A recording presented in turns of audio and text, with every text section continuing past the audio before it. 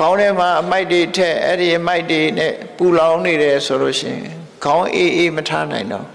ချောခေါင်းအေးအေးဆိုလို့ရေစွတ်တာမျိုးမလုပ်နိုင်နဲ့နော်အေးပတ်တော့မယ်ခေါင်းအေးအေးထားဆိုတာအပူတွေအတွေးမတွေးနဲ့အရှုပ်တွေမထက်နဲ့မြူနီစပယ်အမိုက်ပုံကြီးမဖြစ်စေနဲ့ကိုယ်အုံနောက်ထဲမှာကြည်လင်အေးမြပြီးတော့တန်မိုးရှိတဲ့အရာတွေသာခေါင်းနဲ့ထည့်အနှုတ်မို့ဆိုရင်အမိုက်ပုံကြီးဖြစ်သွားလိမ့်မယ်အဲ့ဒါတွေမထက်နဲ့ဝုန်းကိုတော့ချောင်းချောင်းထား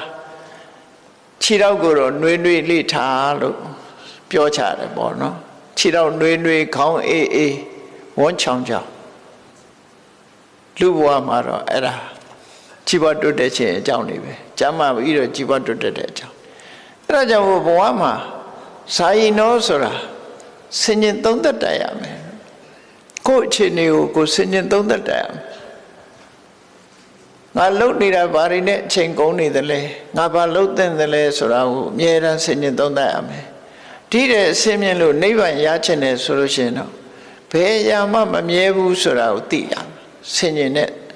မမြဲဘူးလို့သိခြင်းဟာဘာအကျိုးရှိလဲလို့မေးကြည့်တွေ့တာမှုတွေကိုရှော့ချလို့ရတာလူတွေဟာတွေ့တာမှုဆွဲမဲ့မှုတွေပေါ်မှာတွေ့တာမှုဆွဲမဲ့မှုကိုအကြောင်းပြုပြီးတော့တွေ့တာတဲ့အရာအတွက်လှုပ်ချင်လုံမိသွားတတ်တယ်ပေါ့မကောင်းတာတွေလုံမိသွားတယ်လုံမိသွားလို့ဆိုးကျိုးတွေနဲ့တွေ့တတ်တယ်ဒါကြောင့်မို့တွေ့တာမှုကိုရှော့ချဖို့ရတဲ့အရာခတ်သိမ်းဟာမမြဲဘူးဆိုတဲ့အနိစ္စတင်ညာ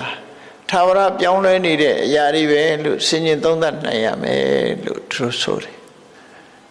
အဲ့ဒါလို့မဟုတ်လို့ရှိရင်ကိုယ်စိတ်တွေအာယုန်တစ်ခုထဲမှာစူးစီးလို့မရဘူးတမာရီမရှိလို့စိတ်တွေဟာလွင့်ပြန်နေတဲ့တည်ငြိမ်မှုမရဘူးဆိုရင်တမာရီကျင့်စဉ်လေးနဲ့ကိုယ်စိတ်လေးကိုငြိမ်အောင်အာယုန်တစ်ခုထဲမှာစူးစိုက်လို့ရအောင်လို့ကိုယ်ဘာလုပ်နေသလဲအဲ့ဒီဘာလုပ်နေသလဲဆိုတဲ့အချက်ပေါ်မှာကိုယ်စိတ်လေးတည်ငြိမ်အောင်ထားနိုင်မှုကြိုးစားအဲ့ဒီနှစ်ခုကိုစာယီနောလို့ပြောတာကမ္မဋ္ဌာန်းအထုတ်ပြီဆိုလို့ရှိရင်ကတော့